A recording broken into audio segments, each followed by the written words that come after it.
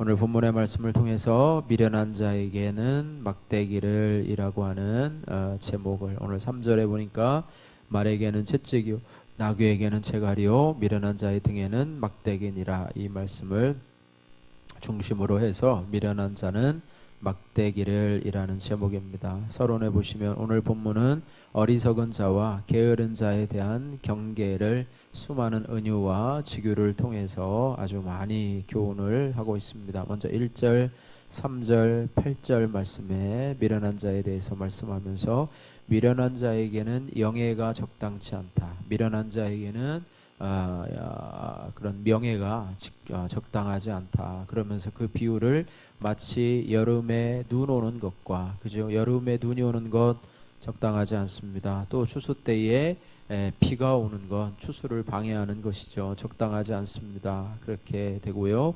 또 2절 말씀에 3절 말씀해 보니까 말에게는 채찍이요 나귀에게는 채갈이요 미련한 자의 등에는 막대기니라, 이렇게 말씀을 하고 있습니다. 그래서 동물의 비유를 해서 미련한 자도 말과 같이 채찍으로 또 나귀와 같이 채갈로 할 때 미련한 자는 등에 막대기를 맞아야 된다는 것처럼 그래야지만이 말을 듣는다, 뭐 이렇게 말씀하고 있습니다. 8절 말씀을 보시면 미련한 자에게 영예를 주는 것은 1절 말씀과 비슷하죠. 영예가 적당하지 아니하나니 주는 것은 돌을 물매에 매는 것과 같으니라 라고 말하고 있으면서, 그 물매가 어디로 날아가서 어떤 사람을 해칠지 모르기 때문에 그에게 영예를 주는 것은, 또 그에게 권세를 주는 것은 합당하지 못하다, 이렇게 말씀을 하고 있습니다. 그래서 우리가 정치 지도자들을 위해서 기도해야 할 때마다 그들이 미련한 자가 되면 온 백성에게 그 물매가 돌아와서 온 백성이 탄식하고 힘들기 때문에 그런 자들을 뽑지 말아야 되고, 차기에는 꼭 하나님 그런 지혜로운 대통령이 꼭 선출되어서 하나님 이 땅에 평화가 오고 또 백성들에게 기쁨이 올 수 있는 그런 견고함이 올 수 있는 그런 은혜가 있기를 위해서 기도해야 됩니다. 설명을 보시면 미련한 사람이 높아지는 공동체는 자연 법칙이 뒤바뀌듯이 질서가 파괴된 상태입니다. 그렇죠? 날려야 할 돌을 묶어놓은 물매처럼 무능하게 됩니다. 징계와 훈계의 휘초리가 필요한 사람이 도리어 지위와 권인을 맡는 일이 없도록 개인의 분별력과 또 공동체의 원칙, 또 이 나라의 어떤 그런 룰이 반드시 필요하리라고 생각이 됩니다. 자, 2절 말씀을 보시면 까닭 없는 저주는 참새가 떠도는 것과 제비가 날아가는 것 같이 이루어지지 아니하느니라, 이렇게 말하고 있습니다. 그래서 까닭 없는 저주, 합당하지 않은 저주, 그저 그냥 저주를 위한 저주, 이런 부분들. 그래서 우리가 그런 것들에 대해서 두려워하지 말라. 나에 대해서 누가 악담을 하고 저주를 하면 그것들로 인해서 두려워하지 말라라고 하면서, 이것들은 목적이 없이 떠도는 새처럼, 그죠? 참새가 막 이리저리 다니는 것과 제비가 막 이리저리 방향 없이 막 날아가는 것처럼 의미 없이 흩어지고 사라질 말에 불과하기 때문에, 그것 때문에 너무 연연하지 말라, 이렇게 말씀하고 있습니다. 4절 5절 말씀입니다. 미련한 자의 어리석은 것을 따라 대답하지 말라. 두렵건대 그가 스스로 지혜롭게 여길 것이다. 10절 말씀을 보시면 장인이 온갖 것을 만들지라도 미련한 자를 고용하는 것은 지나가는 행인을 고용함과 같으니라, 이렇게 말씀하고 있습니다. 중요한 소식을 4절 5절 말씀이죠. 4절 5절 말씀에 미련한 자에게는 그의 어리석음을 따라 대답하라. 두렵건대 그가 스스로 지혜롭게 여길까 하라, 이렇게 말하고 있습니다. 미련한 자에게 대답을 어떻게 할 것인가에 대해서 말씀하고 있는데요. 미련한 자에게 대답해서 바로 잡아줘야 될 때가 있는가 하면은 그의 미련한 답변에 대해서 말려들지 않도록 오히려 끼어들지 않고 상관하지 않는 게 오히려 더 나을 수도 있다, 이렇게 말씀을 하면서 상황에 따라서 어떻게 대처를 할 것인가는 우리가 판단을 해야 될 몫이겠죠. 자, 그 다음에 6절과 10절 말씀입니다. 미련한 자 편에 기별하는 것은 자기의 발을 베어버림과 해를 받음과 같으니라 말씀하고 있고요. 또 10절 말씀에 장인이 온갖 것을 만들지라도 미련한 자를 고용하는 것은 지나가는 행인을 고용함과 같으니라 말씀하고 있습니다. 다시 말하면 중요한 소식을 전달하는 일에서 미련한 자의 발품을 빌리면은 왜곡과 오해가 생겨서 결국 보낸 이의 발이 상하게 될 것이다, 이렇게 말씀하고 있습니다. 그래서 중요한 일에 미련한 자를 포함시키지 않는 것도 공동체의 지혜가 될 것이다. 그래서 교회의 직분을 맡을 때에도 미련한 자를, 믿음 없는 자를 세상 사람과 같이 옳고 그름으로 모든 것을 판단하는 자를, 또 그것도 분별할 능력이 없는 자를 같이 한다고 하면 그런 논의 자체가 되지 않고요. 그것이 바로 어떻게 보면 잘못된 선택이라고 볼 수가 있습니다. 그래서 중요한 일에는 미련한 자를 합육시키지 않는 것이 지혜이다. 미련한 자는 어떻게 보면 자기가 스스로 지혜롭다고 하는 사람이고, 또 자기 고집만 내세우는 사람이고, 남의 의견을 듣지 않는 그런 사람이고, 또 상황을 분별할 수 있는 분별력이 좀 떨어지는 사람이라고 볼 수 있겠죠.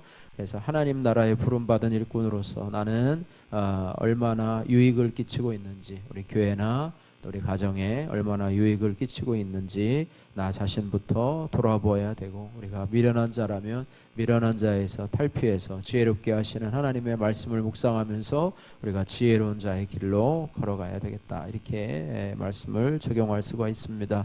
7절 9절 말씀에 또 미련한 자에 대해서 계속해서 나오고 있는데요. 저는 자의 다리는 힘없이 달렸나니 미련한 자의 입의 잠언도 그러하다, 이렇게 말씀을 하고 있습니다. 미련한 사람은요, 잠언을 알아도 제대로 활용할 수가 없다라고 말씀하고 있습니다. 좋은 말을 아무리 들어도 그것을 적용하지 못하는 거죠. 우리가 하나님의 말씀을 들을 때 그 말씀이 아무리 좋아도 자기에게 적용되지 않는다면 그 말씀은 아무런 소용이 없습니다. 그래서 우리가 흔히 적용은 자신에게 하는 것인데, 이 미련한 자들은 자기가 아니고 꼭 주위 사람들, 아무개 집사가 들어야 될 말, 또 우리 친정어머니가 들어야 될 말, 우리 자식이 들어야 될 말, 우리 남편이 들어야 될 말로 치부해서 항상 화살을 빗겨나가서 결국에는 변화가 없고요. 또 자기 자신이 하나님 말씀을 받아들이지 않는 그런 변명으로 삼아들인다고 하는 것이에요. 그래서 질주하지 못하는 다리처럼 지혜의 말들이 미련한 자들에게 가면 지혜의 말이 그 진가를 발휘하지 못하게 될 것이다, 이렇게 말씀을 하고 있습니다. 자, 9절 말씀을 보시면 미련한 자의 입에 잠언은 술 취한 자가 손에 든 가시나무 같다, 이렇게 표현을 하고 있습니다. 이렇게 술 취한 사람 손에 들린 가시나무는 흉기와도 같죠. 흉기처럼 그 잠언은 일방적이고 폭력적인 충고가 될 것이다, 이렇게 말씀을 하고 있습니다. 그래서 우리가 미련한 자가 아니라 잠언에서 늘 얘기하는 것처럼 하나님을 경외하는 지혜로운 자가 될 수 있도록, 또 우리 손에, 우리 입에 들린 말도 상대방을 해치는 말이 아니라 세워주고 또 살리는 말을 할 수 있도록, 영향을 주는 말을 할 수 있도록 위해서 우리가 적용을 해야 될 줄로 압니다. 또 11절 12절 말씀에 보면 또 다시 이 미련한 자에 대해서 말씀을 하고 있는데요. 11절 12절 같이 읽겠습니다. 개가 그 토한 것을 도로 먹는 것 같이 미련한 자는 그 미련한 것을 거듭 행하느니라. 내가 스스로 지혜롭게 여기는 자를 보느냐, 그보다 미련한 자에게 오히려 희망이 있느니라, 이렇게 말하고 있습니다. 개가 그 토한 것을 도로 먹는 거, 여러분 아마 자주 보셨을 겁니다. 그런 것처럼 미련한 자는요, 그 토한 것을 먹듯이 또 그 미련한 짓을 반복해서 하는 그런 경우를 말씀하고 있고요. 또 미련한 자를 뭐라고 표현하면 스스로 지혜롭다고 여기는 자, 스스로 똑똑하다고 여기는 자, 미련한 자라고 해요. 우리가 흔히 그런 사람을 헛똑똑이라고 하는 것이 있죠. 그래서 분별력이 없고, 또 그래서 자기는 평소에 똑똑하다고 늘 이야기하고 다니는데 하는 것을 보면 늘 손해만 끼치고 다니고 해를 입고 다니는, 어리석은 판단을 하는, 결정을 내리는 그런 사람을 우리가 미련한 사람이다, 이렇게 말씀하고 있습니다. 그래서 이 미련한 사람은요, 미련한 사람의 특징은 뭐냐면 다른 사람의 말을 듣질 않아요. 다른 사람의 충고를 듣질 않아요. 그러니까 자기가 최고예요. 자기 말이 최고고 자기가 생각하는 것이 옳고 다른 사람의 의견을 절대로 받아들이지 않습니다. 그것이 뭐냐면 교만함이라고 하는 것이죠. 교만함입니다. 그래서 우리가 늘 겸손해서 하나님의 말씀으로 배울 뿐만 아니라 우리 주위에 어린아이가 얘기하더라도 그것을 받아들일 수 있는 믿음의 마음이 우리에게 겸손함이 필요하다. 그래서 말을 잘 듣는 사람, 지혜로운 사람은 겸손한 사람이다. 교만은 하나님께서 물리치시는 패망의 선봉이 될 것이다. 스스로 지혜롭다 여기는 자는 이 세상에서 가장 미련한 자라 이렇게 말씀하고 있습니다. 자, 13절에서 16절 말씀에 또 게으른 자에 대해서 설명을 하고 있는데요. 게으른 자는 길에 사자가 있다, 거리에 사자가 있다 하느니라 이렇게 말하고 있습니다. 그러니까 바깥에 사자가 있다는 허황된 핑계를 대면서 집안에서 잠만 자요.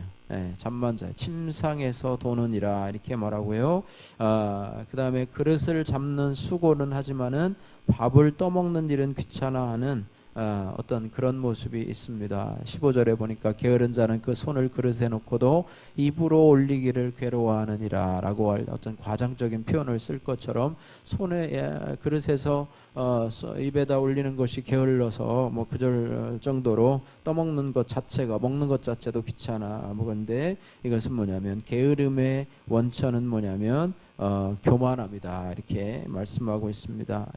또 땀의 가치를 무시해도 어떻게든 삶이 유지될 거라고 하는 미련한 소신을 가지고 있는 그런 모습. 준비도 하지 아니하고 성실하지도 아니하고 일도 하지 아니하고 그런 모습입니다. 오늘 찬송한 것처럼 삼천리반도 금수광산 하나님 주신 동산 일하러 가세 우리 찬양을 한 것처럼요.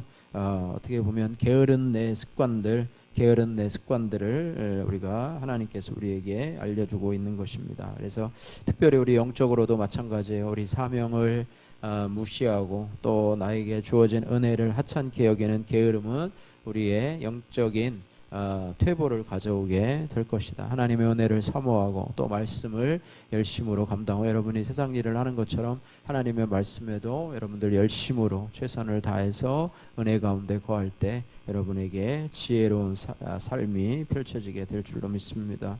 하나님 우리에게도 미련한 자는 내 문제가 아니고 다른 사람의 문제라고 치부하는데요. 우리 안에도 미련함이 있습니다. 내 안에도 겸손함과 미련함이 공존하고 있고요. 겸손함과 교만함이 공존하고 있고요.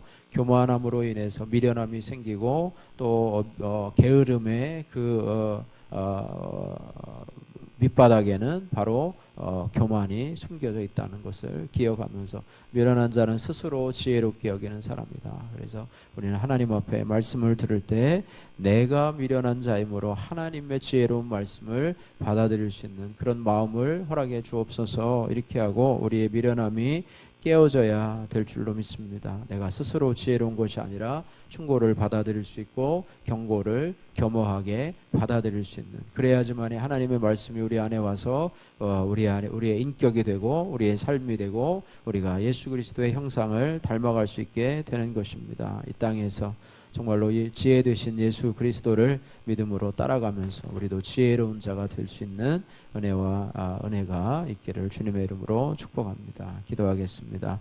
미련한 자에게는 막대기밖에는 필요 없다는 것을 하나님 보면서 정말로 하나님 말에게는 채찍이 필요하고 나귀에게는 재갈을 먹여야 하는 것처럼 미련한 자 자기 스스로 지혜롭다고 하면서 다른 사람의 말을 듣지도 않는 하나님 미련한 자에게는 막대기가 필요하다고 말씀을 하고 있습니다. 하나님 아버지요 정말로 저희들이 미련한 자 중에 있지는 않은지 하나님 저희 자신을 돌아보게 하여 주옵소서. 하나님의 말씀을 들을 때 내 생각으로 하나님의 말씀을 하나님 재단하고 또 하나님 잣대질하는 하나님 그런 모습이 우리 가운데 있지는 않은지 하나님의 말씀이 우리 안에 들어오려고 할 때 아버지 내 경험으로 또 내 철학으로 그것을 잘라먹고 하나님의 말씀이 온전히 우리 가운데 거하지 못하게 하는 아버지 하나님의 그런 역할을 하는 우리 미련함이 우리 가운데 있지는 않은지 모르겠습니다. 하나님 아버지 우리가 교만을 벗어버리기를 소원합니다. 아버지 세상에 지혜 있는 자들은 하나님께 미련한 자라고 말씀하고 있습니다. 세상 사람들이 미련하게 하는 그 십자가의 지혜로 하나님께서 구원의 길을 열었다고 말씀을 하고 있습니다. 하나님 아버지, 저희들에게 미련함이 벗어나게 하여 주셔서 하나님의 말씀 앞에서는 아버지 정말로 겸손한 자가 되게 하시고, 하나님의 말씀으로 인해서 우리가 지혜로운 자가 될 수 있도록 도와주시고, 우리 안에 미련함을 탈피하게 하여 주셔서 하나님 말씀이 교훈과 책망과 바르게 함과 의로 교육하기에 유익하여서 우리를 하나님의 온전한 사람으로, 선한 일을 행하기에 온전한 사람으로 만들어지는 하나님의 말씀으로 저희들이 빚어져서 하나님의 선하고 온전하시고 기쁘신 뜻을 이해하는 지혜로운 자로 이 땅을 살아갈 수 있도록, 그래서 우리 교회와 공동체를 아름답게 섬기며 우리의 가정들을 아름답게 세우며 자녀들을 온전히 잘 아버지 믿음의 자녀로 양육할 수 있는 우리 모든 성도들이 다 될 수 있도록 역사하여 주옵소서. 감사드리며 예수님 거룩하신 이름으로 기도하옵나이다. 아멘.